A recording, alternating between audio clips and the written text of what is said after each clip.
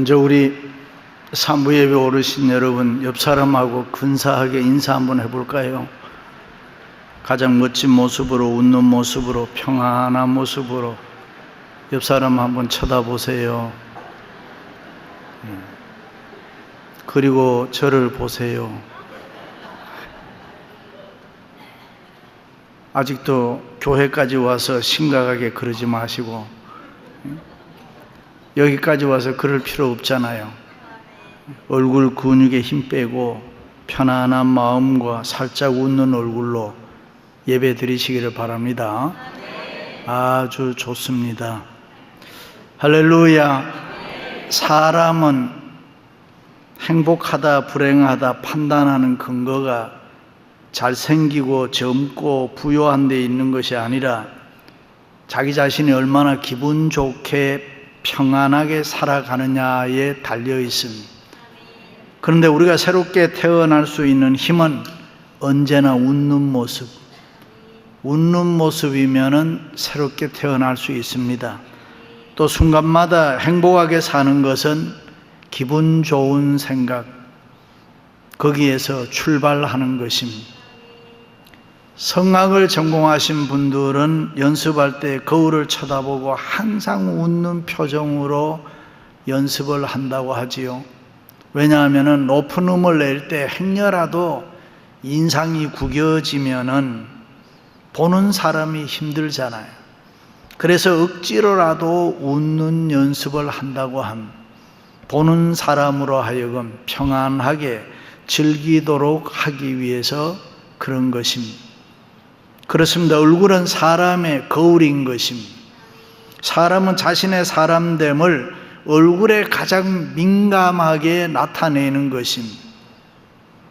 저 사람 기분이 좋거나 나쁘거나 어디 보고요? 얼굴 보면 금방 알 수 있습니다. 속일래야 속일 수 없는 것이 우리의 얼굴 모습인 것입니다. 그런 의미에서 우리들의 얼굴은 인격의 표현인 것입니다. 예를 들면 무슨 일 하고 나서 아유 창피해, 얼굴 들 수 없네, 면목이 없습니다, 그런가 하면 어떤 때는 내 얼굴에 먹칠하지 말아라, 그 사람 얼굴 한 번은 두껍네, 제 얼굴 보고 한 번만 도와주십시오. 좌우간 이렇게 우리의 행동을 표현하는 말에는 얼굴과 관련된 것이 많이 있습니다. 얼굴 표정이 어떠하냐 하는 것입니다. 관상 보는 사람들은 이마가 좁은 사람은 범죄자가 많고 이마가 번들번들하게 넓으면 공짜 좋아하고 사기꾼이 많다. 또 눈이 크면 겁쟁이가 많고 눈이 작으면 겁이 없어서 독하다. 강대뼈가 튀어나오면 팔자가 세다. 뭐 이런 말을 하는데 강대뼈 튀어나온 사람들 중에도 잘 사는 사람들도 너무 많더라고요. 그런데 여러분, 우리가 믿는 기독교는 이 얼굴의 운명론을 100% 부정합니다. 우리의 얼굴이 어떻게 생겼든지 그것이 내가 하나님을 믿고 하나님의 자녀가 되고 하나님께 은혜와 축복을 받는데 아무런 지장이 없다는 것입니다.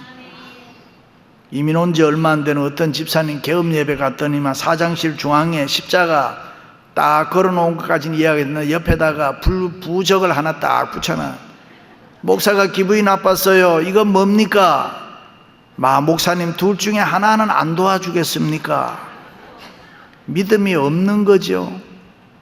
미국에 왔으니 부인에게 끌려 그냥 교회 다닌 거지 예수 그리스도에 대해서 잘 모르는 거죠. 중생한 신앙이 아니라는 거지. 본 어게인 하지 않았다 그 말이지. 여러분 분명히 들으세요. 예수 믿는 우리들은 사주, 팔자, 관상, 궁합, 신수, 운명 뭐 여러 가지 샤머니즘 그런 거 보아서도 안 되고 믿어서도 안 되고 믿습니까? 그저 예수 그리스도가 나의 구원자입니다. 예수 그리스도가 나의 선한 목자입니다.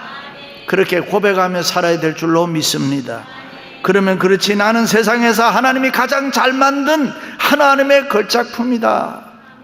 그리고 성령 충만하게 하나님의 말씀대로 살면은 하나님의 은혜, 하나님의 축복을 잘 받아서 살 줄로 믿습니다. 그러므로 중요한 것은 우리의 얼굴이 어떻게 생겼느냐가 아니라 우리가 어떤 모습으로 사느냐 하는 것이 중요합니다. 나만큼 축복받은 사람이 있으면 한번 나와봐라.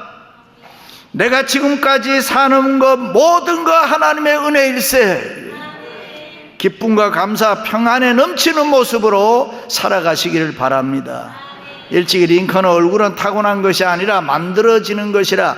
그래서 사람은 누구든지 40이 넘으면 자기 얼굴에 대해서 책임을 져야 된다.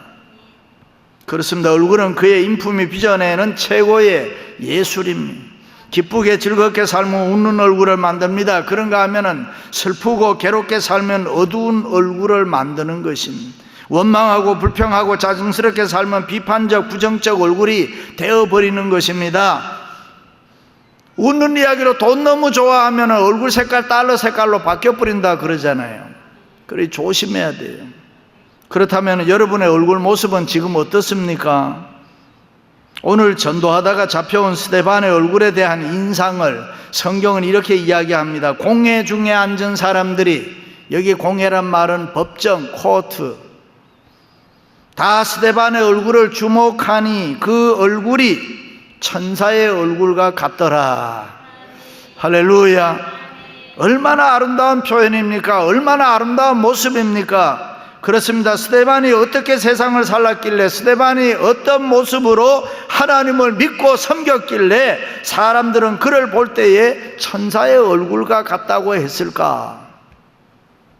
지금 그는 법정에 붙잡혀 와 있어요. 율법을 거스리는 거짓 증언자들을 세워서 중상모략으로 논쟁을 하고 있는 상태란 말이죠. 그런데 그의 얼굴이 천사의 얼굴과 같더라. 그럼 스데반은 도대체 어떤 사람이기에, 아니 어떻게 살아왔길래 공회에 잡혀와서도 고난 고통을 받으면서도 중상모략을 당하면서도 천사의 얼굴같이 보였을까? 두 가지입니다. 하나는 은혜로운 삶을 살았습니다. 스데반이 은혜와 권능이 충만하여, 그 당시 교회에서 스데반에게 공식적으로 주어진 직분은 사도들을 돕기 위한, 요사이로 말하면 안수 집사 정도 됩니다. 교회가 부흥하고 일이 많아지면서 내분이 일어나니까 사도들이 자기들이 지금까지 하는 일 중에서 재정관계나 구제 봉사의 사역을 위해서 7 집사를 택했는데 그 중에 한 사람이 스데반인 것입니다. 그런데 그 일을 감당할 때에 스데반은 은혜롭게 했다. 하나님을 사랑하고 교회에 충성하며 최선을 다해서 은혜롭게 감당해 나갔다. 칭찬하는 사람도 있었지만 때로는 비판하는 사람도 있었습니다. 그러나 스데반은 은혜가 충만해서 모든 일을 은혜롭게 감당했다. 할렐루야. 그렇습니다. 사람에게 있어서 가장 기분 좋고 유쾌한 순간이 있다고 하면 내게 맡겨주신 책임을 다 감당했을 때라 생각합니다. 그런데 문제가 생긴 것입니다. 이 책임을 수행하는 과정에서 오해를 받고 고난을 받게 되는 것입니다. 그런데 시기 질투하는 사람들이 중상모략에서 억울하게 체포돼서 공회에 붙잡혀 와 있습니다. 기가 막힌 일 아닙니까? 원통하고 억울하고 있을 수 없는 일입니다. 이때 스데반의 마음이 어떠했겠습니까? 그런데 그의 모습은 천사의 얼굴과 같았다. 은혜롭고 평안했다 하는 말입니다. 그렇습니다. 누가 뭐라고 해도, 아무리 비방의 소리를 들어도, 아무리 억울하게 공회에 붙잡혀 와도 자기는 지금까지 자기 인생을 하나님 앞에서 은혜롭게 살았기 때문에 당당했던 것입니다. 비록 순간적으로 그가 억울한 일을 당하고 고통과 고난을 당하고 있지만은 주님께서 자기에게 맡겨주신 책임을 정직하게 진실하게 다했다는 사실 때문에 그 어떤 기쁨과 평안이 그의 얼굴을 지배하지 않았을까? 그렇습니다. 누가 뭐라고 해도 자기는 하나님 앞에서 가장 성실하게 책임을 다하며 살아왔다고 스데반이 느꼈을 때에 그의 마음의 기쁨은 충만했을 것이고, 그래서 천사의 얼굴 모습이 되었을 것입니다. 그렇습니다. 스데반은 자기가 하는 일, 다시 말해서 교회 안에서 섬김의 책임과 교회 밖에서의 전도의 책임은 하나님이 자기에게 맡겨주신 사명이라고 생각하고 최선을 다했습니다. 그렇습니다. 구원받은 성도에게 섬김과 전도보다가 더 소중한 일은 없는 것입니다. 그것은 전능하신 하나님께서 우리들에게 맡겨주신 가장 거룩하고 성스러운 일이 되는 것입니다. 그래서 스데반은 언제나 자기 인생은 하나님의 은혜로 산다고 믿었습니다. 그래서 그에게는 기쁨과 평안이 있었습니다. 그래서 그에게는 힘든 일이 없었습니다. 고난과 고통도 그렇게 문제가 되지 않았습니다. 그러므로 교회에서 하는 일은 시시한 일이 없어요. 작은 일이 없어요. 교회에서 하는 일은 모든 것이 다 중요합니다. 모든 것이 다 하나님의 일이기 때문에 믿습니다. 그런데 그 모든 일은 하나님의 은혜로만 할 수 있음을 믿었기에 이 스데반은 하나님의 은혜 위주로 모든 걸 생각하고 살았습니다. 그래서 그는 언제나 기뻤습니다. 즐거웠습니다. 안 되는 일이 없었습니다. 하나님의 은혜로 감당하니까 모든 일이 형통하게 되더라. 할렐루야. 사람은 태어날 때부터 관계 속에서 태어납니다. 부모에 대해서는 자식의 관계로, 형제에 대해서는 또 다른 형제로, 홀로 태어나는 사람은 없습니다. 혼자만의 사람도 없고 혼자로서의 존재도 없는 것입니다. 우리가 예수 그리스도를 믿고 하나님의 자녀가 되었을 때 달라진 것이 있습니다. 하나님 아버지와의 관계와 자녀와의 관계인 것입니다. 지금까지 어떻게 살았든지 이제는 영적으로 거듭나서 하나님의 자녀가 되었다면 이 하나님의 자녀에 걸맞는 모습이 필요하다, 의식의 변화가 필요하다, 그 말입니다.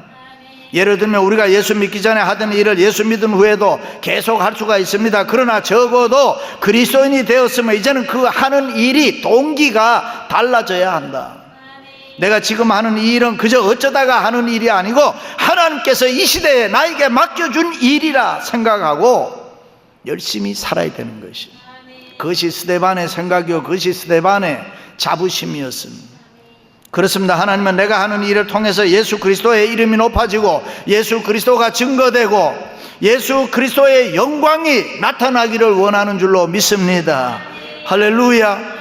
그러므로 내가 하는 일이 큰 일이든 적은 일이든 하나님이 나에게 맡겨주신 일이다라고 생각하고 책임을 다하여 충성하며 끝마칠 때에 우리의 마음은 언제나 은혜로 충만하고 평안으로 충만하고 우리의 얼굴은 천사의 얼굴이 될 수가 있다. 믿습니까? 그렇습니다. 우리의 모습이, 우리의 삶의 스타일이 완전히 달라져야 됩니다. 하나님의 자녀답게 살아야 됩니다. 가장 기본적인 것이 하나님의 은혜로 사는 삶입니다. 왜 우리가 신앙생활을 시원하게 하지 못합니까? 왜 우리가 교회생활을 멋지게 하지 못합니까? 왜 우리가 하나님 앞에 나올 때마다 언짢은 게 있고 두려운 게 있고 못 이룬 소원 때문에 마음이 답답해야 합니까? 그것은 하나님 앞에서 은혜로운 삶을 살지 않기 때문에 그런 것입니다. 내가 가는 길, 우리의 가정, 직장, 사업, 우리 교회를 하나님이 어떻게 간섭하시고 다루시며 은혜로 역사하시는지를 잘 모르기 때문에, 내가 얼마나 복받은 사람이고 내가 얼마나 은혜와 축복을 받은 사람인지 모르기 때문에 아픔과 고통이 있고 원망과 불평, 낙심과 좌절이 있는 것입니다. 그렇습니다. 우리는 하나님 때문에 은혜로운 삶을 살아야 될 줄로 믿습니다. 사람 관계도 하나님의 은혜, 사업도 하나님의 은혜, 교회 섬기는 것도 하나님의 은혜 속에서 답을 찾아야 되는 것입니다. 하나님께서 나를 사랑하시기에, 하나님이 나를 은혜로 대하시기에 그 은혜를 알고 그 은혜로 모든 일을 처리하는 것, 그것이 은혜로운 삶을 사는 것입니다. 믿습니까? 그러므로 세상 살 때 너무 따지며 살지 마세요. 너무 빡빡하게 살지 마세요. 너무 피곤하게 살지 마세요. 대충 사세요. 그저 하나님의 은혜로 사시기를 축원합니다. 그렇습니다. 은혜로운 삶을 사는 사람은 세상 살 때 무엇이든지 좋은 편으로 생각하며 살기 때문에 항상 기쁨과 감사가 넘치는 것입니다. 아이들을 볼 때도 은혜로 사는 사람들은 조건이 없어요. 원망과 불평, 그렇게 속상할 것도 없어요. 왜요? 그저 하나님이 은혜 주시면 잘 될 거야 라고 믿기 때문에 축복합니다. 은혜로 사는 사람은 지금까지 하나님의 은혜를 받은 것이 사실일진데 앞으로 하나님의 은혜로 살 것을 믿기 때문에 내 마음에는 기쁨과 평안으로, 웃음으로 살아가는 것입니다. 사랑하는 성도 여러분, 여러분들도 이 스데반처럼 은혜로운 삶을 삶으로 천사의 얼굴 모습으로 살아가시기를 주님의 이름으로 축원합니다. 또 하나는 성령 충만한 삶을 살았습니다. 스데반이 지혜와 성령으로 말함을 저희가 능히 당치 못하여, 스데반의 입에서는 성령이 충만해서 하나님의 말씀이 줄줄줄 쏟아져 나왔다. 그의 말에는 성령의 능력이 있었습니다. 그런 스데반이 죽음을 앞에 두고 있을 때에 누가는 이렇게 표현을 했습니다. 스데반이 성령이 충만하여 하늘을 우러러보고.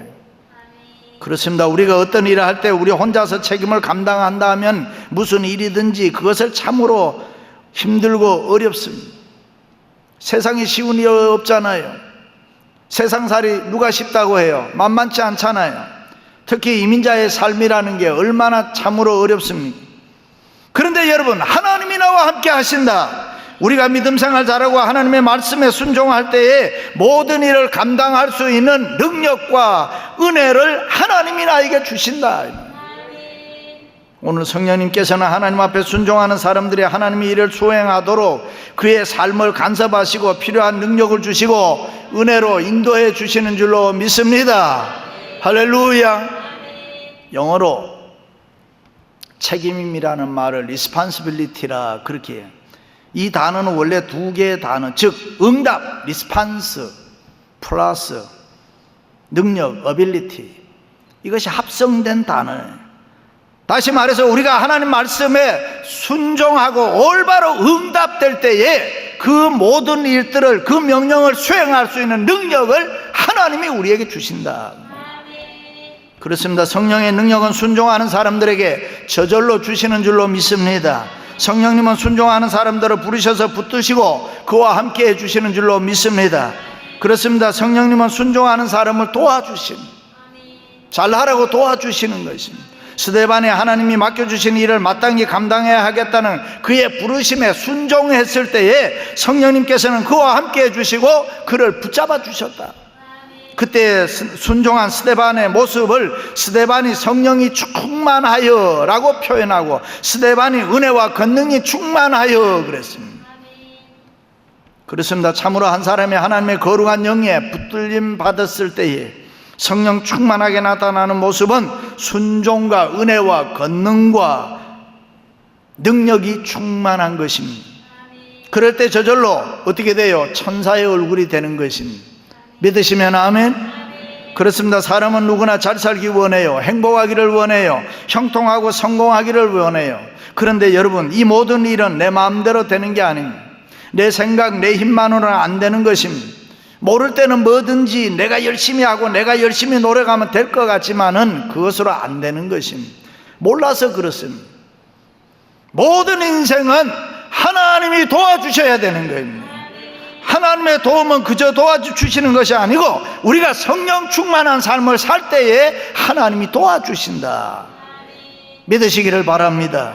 성령 충만해야 내 생각, 내 생활이 바뀌는 것입니다. 조금 바뀌는 게 아니에요. 완전히 바뀌어버리는 거예요. 잘나고 못나고 없습니다. 있다 없다가 문제가 아닙니다. 성령이 충만한 삶을 살면 갭이 없습니다. 모자람이 없습니다. 부족함이 없습니다. 힘든 게 없습니다. 어렵지 않습니다. 믿습니까? 예수님께서 처음에 제자들 베드로, 안드레, 요한을 갈릴리 호숫가에서 부르셨다. 별로 잘난 사람들도 아니에요. 그저 보통 사람들, 어떻게 보면 못난 사람들. 예수님께서 그런 사람을 제자로 삼으시고 세상에 가서 너희들이 복음 전해라. 말이 됩니까? 있을 수 없는 일이잖아요. 뭐 있어야, 뭐 알아야 하지요. 그런데 그들이 오순절날 마가의 다락방에서 성령의 충만함을 받았을 때에 세계를 복음화시켰다. 할렐루야. 무엇이 그들을 그렇게 다르게 만들었습니까? 성령 충만한 삶입니다. 성령 충만하면 사람 달라져요. 믿습니까? 그럼 어떻게 해야 성령 충만할 수 있나요? 대충 우리가 보면 교회 출석, 예배를 반드시 참석해야 돼요. 적당히 믿으면 안 돼요. 열심히 내서 믿어야 돼요. 우선 예배 참석해서 순서마다 신령과 진정으로 열심히 해야 돼요. 열심히 찬송해야 돼요. 열심히 기도해야 돼요. 열심히 헌금생활하고 열심히 봉사해야 돼요. 특별히 열심히 기도해야 돼요. 100마디 말하는 것보다가 한마디 기도가 더 중요합니다. 열심히 부르짖고 기도하면 누구든지 성령 충만할 줄로 믿습니다. 할렐루야. 그리고 경건하게 믿음으로 살아야 됩니다. 세상과 타협하지 말아야 돼요. 세상의 불의를 단호히 거부해야 돼요. 온전히 하나님을 쫓아야 되는 것입니다. 그렇습니다. 스데반은 성령이 충만했기에 자기에게 주어진 모든 일을 영광스럽게 감당했다. 스데반은 성령이 충만했기 때문에 책임다했습니다. 성령이 충만했기 때문에 사람들을 사랑했습니다. 이해했습니다. 자기를 모함하고 비방하는 사람들도 때로는 용서했습니다. 심지어 자기를 죽이는 사람들을 향해서도 예수님처럼 용서하며 사랑했다. 그렇습니다. 우리는 삶을 살면서 신앙생활을 하면서 여러 가지 차이를 발견합니다. 내 생각과 저 사람의 생각이 다릅니다. 이 사람의 생각과도 다릅니다. 부모와 자식의 생각이 다릅니다. 형제와 형제와의 생각이 다릅니다. 남편과 아내의 생각도 다릅니다. 사장과 종업원의 생각도 다릅니다. 식당 주인과 손님의 생각도 다릅니다. 어떤 젊은이가 사업을 하다가 사기를 당해서 망했습니다. 엎친 데 덮친 격으로 와이프가 도망을 갔습니다. 노숙자가 돼서 이 식당 저 식당 돌아다니면서 얻어먹고 사는데 가는 곳마다 쫓겨나고 세상에 대해서 분노가 폭발할 지경이었습니다.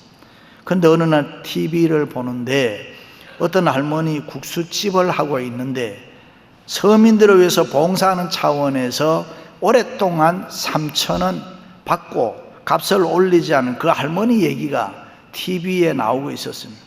그것을 우연히 보고 그 국수집에 가서 국수를 먹는데 정신없이 한 그릇을 얼마나 맛있게 먹었겠어요. 그것을 보고 할머니가 너무 잘 먹으니까 그릇을 탁 빼앗아 가지고 가더니만 또 한 그릇을 담아다가 줬습니다. 너무 고마운 일이죠. 배불리 실컷 먹었는데 돈이 있어야죠. 순간 문이 열리는 걸 보면서 막 뛰쳐 도망을 가는데 주인 할머니가 젊은이 넘어지면 다쳐, 천천히 가, 괜찮아 하면서 소리를 지르는데 그 소리를 듣고 세상을 향한 울분, 분노 다 없어지고 마음을 새롭게 먹고 행복하게 잘 살았다는 거예요. 이 이야기는 교회에서 우리 성도들 사이에 있어야 할 얘기 아닙니까?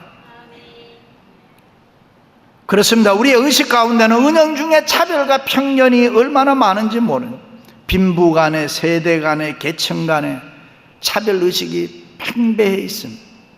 심지어 교회 안에서도 내 편이냐 너 편이냐 선 먼저 그어놓고 거기에 따라서 내 얼굴이 방긋방긋 웃을 때도 있고 고개 팍 숙이고 옆으로 지나가 버릴 때도 있어요.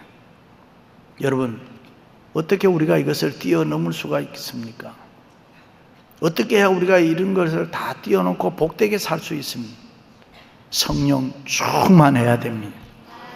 성령 충만하면 모든 게 문제되지 않습니다. 성령 충만하면 모든 신앙생활 everything's okay 다 좋습니다. 할렐루야. 사랑하는 성도 여러분, 이 세상 살아가며 남기는 것은 내 얼굴 모습, 은혜로운 삶으로, 성령 충만한 삶으로, 천사의 얼굴 모습으로 살아가시기를 주님의 이름으로 축원합니다.